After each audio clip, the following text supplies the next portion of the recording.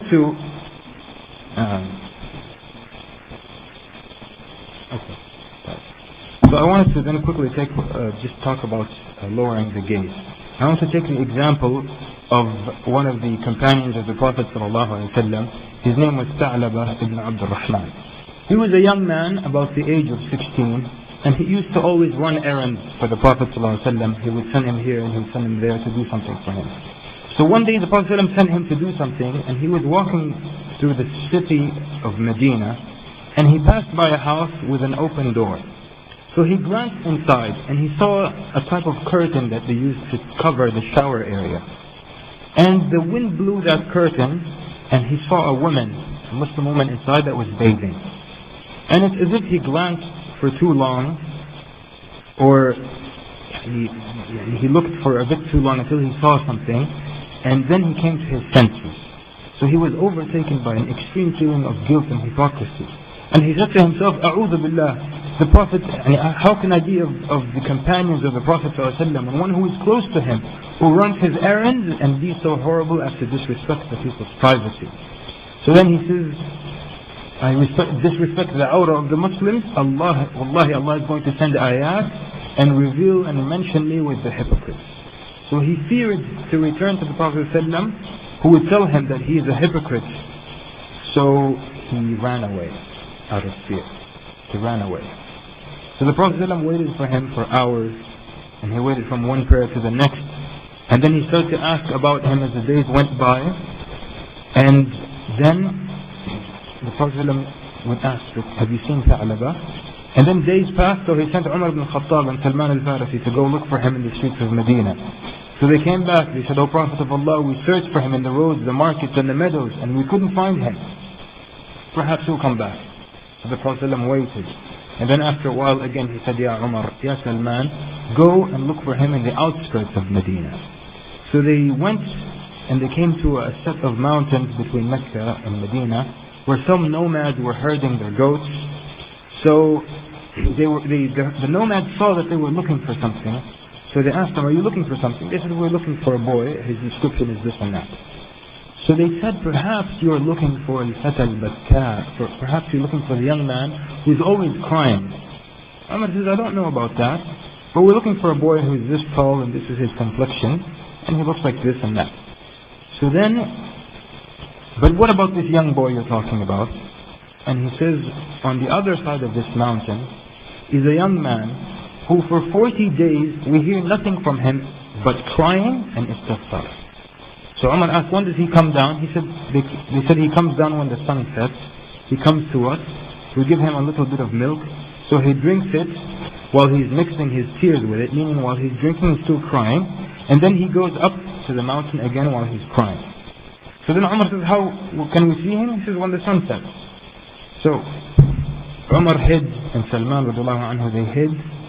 And when the sun set, Tha'laba ibn Abdul Rahman radiallahu anhu came down, looking sad and dejected, his head lowered, the tears running down his face, and he has lost a lot of weight. So he came to the A'rab and they gave him some milk. So he takes it to bring it to his mouth, and he begins to cry so much that he couldn't drink. And then finally he drinks what he could, and he turns to go back to the mountain. So then Umar and Salman radiallahu anhuma came to him. And when he saw them, he was so scared. He says, what do you want from me? They said, the Prophet ﷺ wants you. He says, what does he want from me? He said, I don't know. He says, did Allah reveal ayat about me? He says, we don't know. Has Allah mentioned me with the hypocrites? He said, we don't know. He says, people, please do not embarrass me and leave me to die alone on the side of this mountain. So they said, wallahi, we won't leave you. So he struggled, but they took him back to Medina. And they took him to his home, and he was crying harder than ever. So then Umar went and told the Prophet ﷺ, we found Tha'laba ibn Abdul Rahman.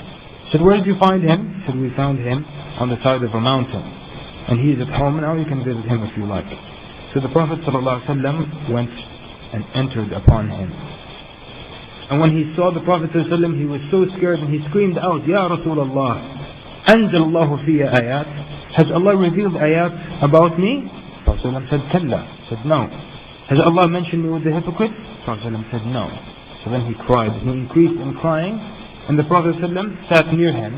And he took his head and he put it on his blessed side, sallallahu alaihi wasallam. So then Tha'laba cried and he said, O Prophet of Allah, remove a head that is full of sins and transgression from your thigh. I am lesser and not deserving. And the Prophet ﷺ said, no. So then the Prophet ﷺ asked him, he said, Ya Tha'laba, ma tarju ya Tha'laba, what do you wish for? And he said, I wish for the mercy of Allah subhanahu wa ta'ala. And he asked him, then what are you afraid of? He says, I am afraid of the punishment of Allah. And he says, وَمَاذَا تَتَمَنَّى? And what do you hope? What do you wish for? He says, أَتَمَنَّى, that I wish for the forgiveness of Allah Azza wa Jalla. So the Prophet ﷺ then made dua for him while he's crying, saying, Astaghfir li ya Rasulullah, ask forgiveness from you, O Prophet of Allah. Suddenly, Tha'laba radiallahu anhu, he jolted, he shook.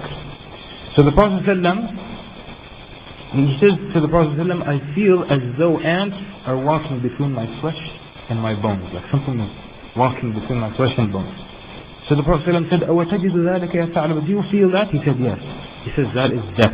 It is coming to you. So then he kept saying the Shahada, Astaghfirullah, La ilaha illallah, until the soul left his body. So then when he died, the Prophet ﷺ washed him and covered him and led the prayer over him. And while they were carrying him to the cemetery, the Prophet ﷺ was walking behind his body, but he was walking on the tip of his toes, as if it were very, very crowded. So then Umar says to him, Ya Rasulullah, تمشي على أطراف قدميك والناس قد أوسعوا لك. You're walking on the tip of your toes, but the people have given you a lot of room. So he says, Ya Umar, ويحك يا Umar, may Allah have mercy on you, Umar. Wallahi, I do not find a place to put my foot because of how the angels are crowding me over him. Brothers and sisters in Islam, Anas radiallahu anhu said that, he said to the generation after the companions, you imagine certain things to be more insignificant than a straw. Something like a straw, which is very insignificant. But at the time of the Prophet ﷺ, we used to count them among those things that can destroy a man. And in this story, Tha'laba ibn Abdurrahman radiallahu anhu, he did something. He took a gaze, but it became so much of a weight, that sin. And this is something that so many people have taken for granted. Looking at images of women in magazines, on television, on the internet. And people have become so used to it that they don't even think about it. How many people think of lowering their gaze from the newscaster? They look at the news, they watch the news, they're watching the news. But there's a woman who has a lot of makeup and you're looking at her the whole time. People don't even remember to lower their gaze. Ibn Mas'ud said, a believer treats a sin as if it were a mountain over his head that may fall on him any moment. Where a regular sinner looks at them like a fly that sat on his nose and he waves it away with his hand. The believer, the sin is like a mountain that's going to fall on you any minute. But for the person who sins normally, sits on your nose, you go like this, and it's gone.